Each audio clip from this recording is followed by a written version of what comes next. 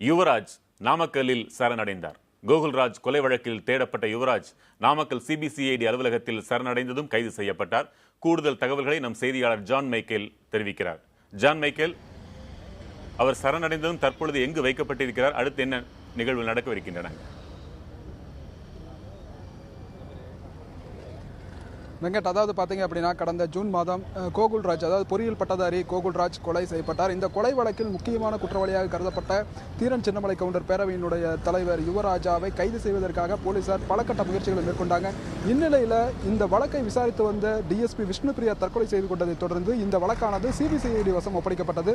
இதனைத் தொடர்ந்து சிபிசிஐடி போலீசார் மேற்கொண்டு வந்த விசாரணையை தொடர்ந்து தலைமறைவாக இருந்த யுவராஜ் நேற்று தெரிவித்தது என்ன அப்படின்னா, சிபிசிஐடி போலீசார் முன்னிலையில் நாமக்கல்லில் சரணடைய இருப்பதாக தெரிவித்திருந்தார்.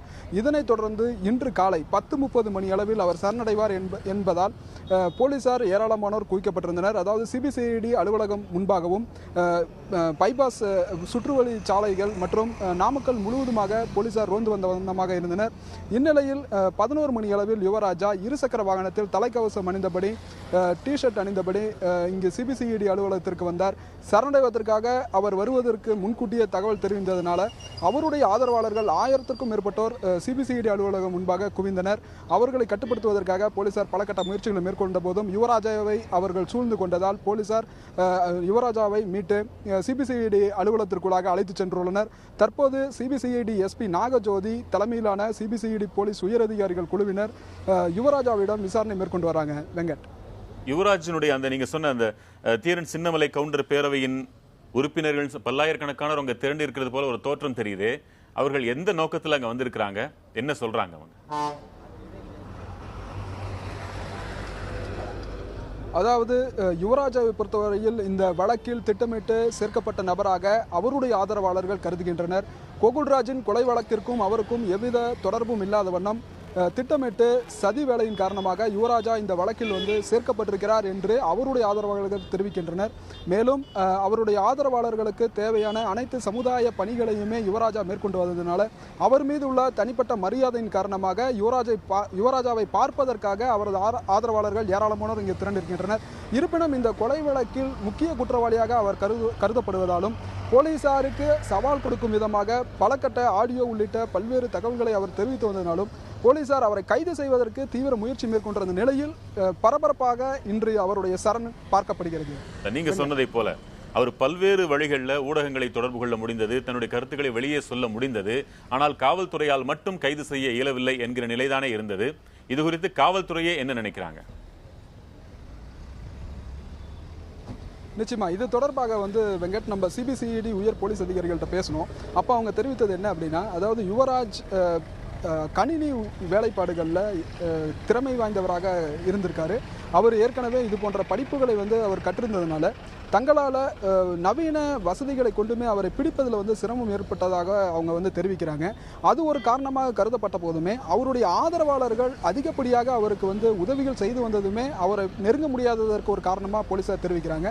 இந்நிலையில் நீங்கள் தெரிவித்தது போல யுவராஜாவை பார்த்தோம் அப்படின்னா இருசக்கர வாகனத்தில் ஒரு தலைக்கவசம் அணிந்தபடி நாமக்கல் மாவட்டம் முழுவதுமே போலீசார் சுற்று வளைத்து அவரை கண்காணித்தபடி வாகன சோதனையிலெல்லாம் ஈடுபட்டிருந்த போதுமே கூட அவர் தனிநபராக இந்த சரணடைந்து இருக்கிறார்.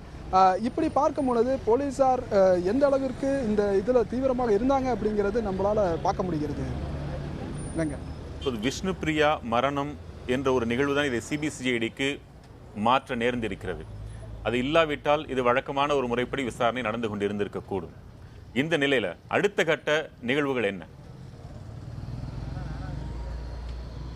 நிச்சயமா வெங்கட், அதாவது நீங்க சொன்னது போல டிஎஸ்பி விஷ்ணுபிரியாவின் மரணத்தை தொடர்ந்து தான் சிபிசிஐடி போலீசார் இந்த விசாரணை மேற்கொண்டு வராங்க.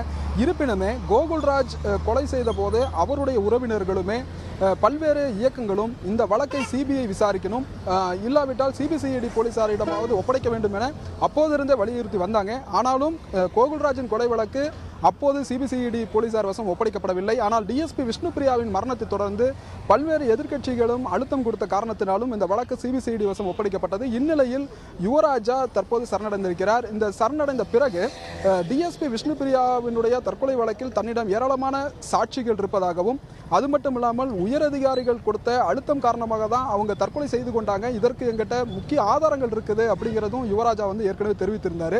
இந்நிலையில் இவர் சரணடைந்திருக்கிறதுனால இது போன்ற தகவல்களை சிபிசிஐடி போலீசாரிடம் தெரிவிப்பாரா அப்படிங்கிற ஒரு கேள்வி எழும்புது. இந்நிலையில் பார்த்தீங்க அப்படின்னா சரணடைந்ததை தொடர்ந்து 24 மணி நேரத்தில் சிபிசிஐடி போலீசார் அவரை நீதிமன்றத்தில்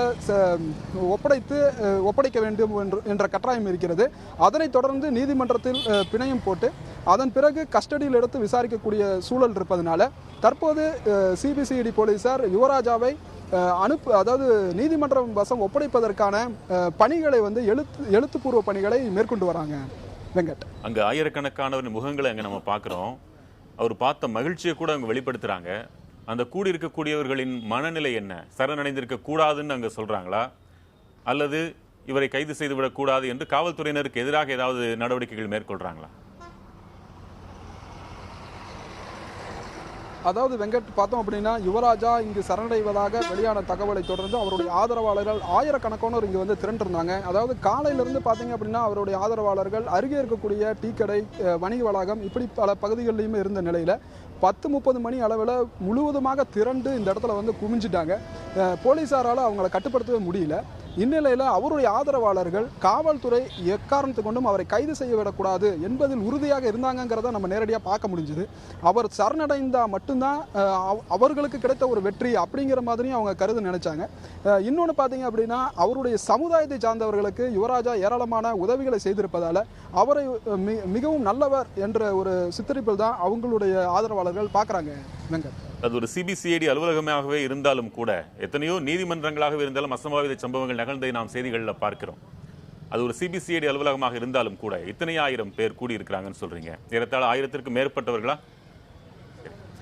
அவர்களால் அங்கு ஏதும் அசம்பாவிதம் நடந்து விடாமல் இருக்கும்படியாக காவல்துறை போதிய பாதுகாப்பு ஏற்பாடுகளை அங்கு செய்திருக்குதா? அதாவது வெங்கட், பார்த்தோம் அப்படின்னா ஏராளமான ஆதரவாளர்கள் திரண்டு விடுவார்கள் என்ற காரணத்தினால ஏற்கனவே முன்கூட்டி போலீசார் பாதுகாப்பு பணிகளில் ஈடுபட்டாங்க. இருப்பினும் போலீசார் கணித்த, அதாவது இவ்வளவு பேர் தான் வருவாங்க அப்படிங்கிற ஒரு எதிர்பார்ப்பை மீறி அவருடைய ஆதரவாளர்கள் ஏராளமானோர் இங்கே திரண்டதுனால போலீசாரே திணறிட்டாங்க அப்படின்றதான் சொல்ல முடியும். இது மட்டும் இல்லாமல் போலீசார் இப்போ தற்போது இந்த இடத்துல மீண்டும் அவருடைய ஆதரவாளர்கள் வந்துவிடக்கூடாது என்பதில் உறுதியாக இருக்கிறாங்க. தற்போது போலீசார் இங்கே ஏராளமானோர் குவிக்கப்பட்டு பாதுகாப்பு பணியில் ஈடுபட்டு இருக்காங்க. தகவல்களுக்கு நன்றி ஜான் மைக்கேல். ஒரு சிறிய இடைவேளைக்கு பிறகு நாம் தொடர்ந்து பார்க்கலாம்.